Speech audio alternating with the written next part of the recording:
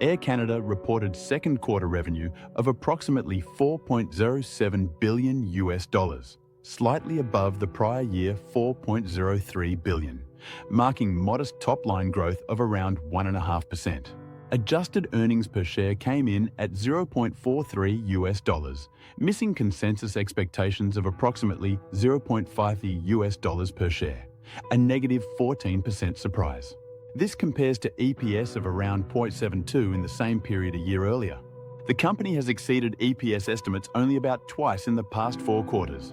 Analysts had expected a revenue decline, but actual results showed slightly flat revenue, and EPS missed due to persistent cost pressures and currency headwinds. Cash flow remained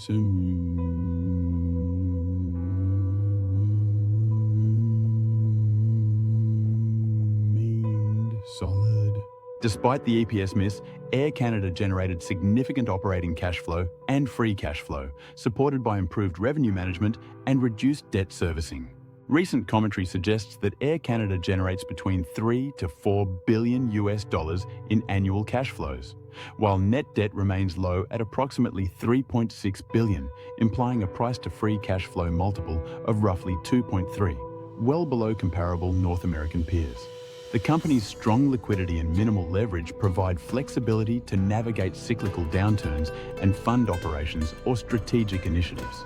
Technically, Air Canada stock recently traded around the mid-teens US dollars per share. Resistance was observed near the $17 level, coinciding with levels where company insiders and buyback programs were active. Support lies near current trading levels around $15 to $15.5, which is also where a recent share buyback was launched. A breakout above 17 could attract momentum investors, while a drop below 15 would likely trigger caution. Relative weakness in price performance, shares down nearly 30% year-to-date versus broad market gains, reflects investor skepticism despite improving fundamentals. From a broader industry perspective, airline stocks remain cyclical and sensitive to macro risks. Rising jet fuel prices, geopolitical trade tensions, tariff uncertainties, and macroeconomic volatility can rapidly reverse sentiment. The recent pullback in transborder bookings with the US, driven by diplomatic strain and weaker Canadian dollar, forced Air Canada to revise 2025 EBITDA guidance lower to approximately $2.3 to $2.6 billion US, down from prior targets near $2.75 billion.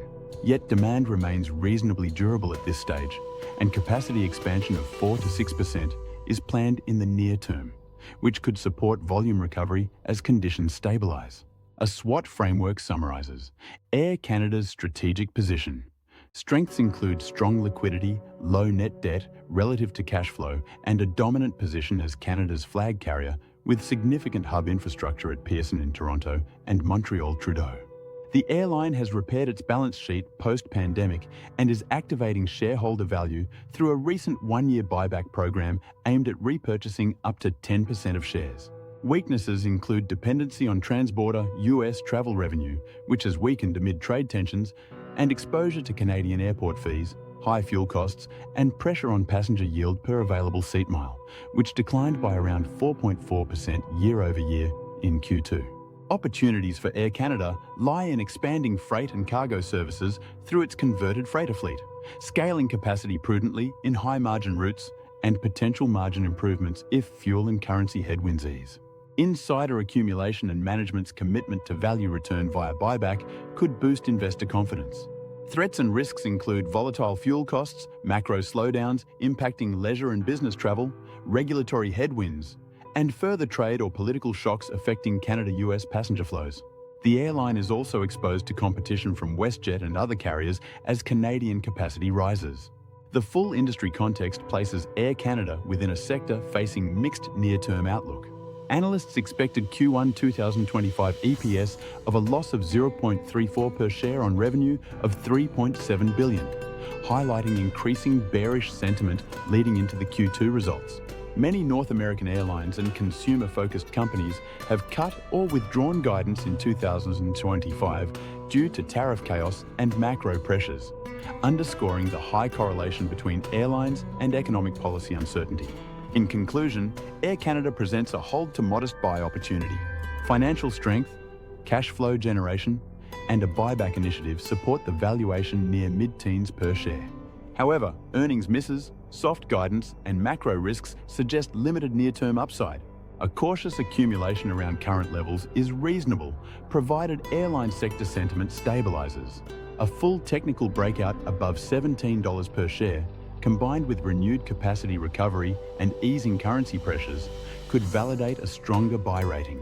Until then, prudent investors may wait for clearer signs of margin expansion and stability in transborder bookings before adding exposure.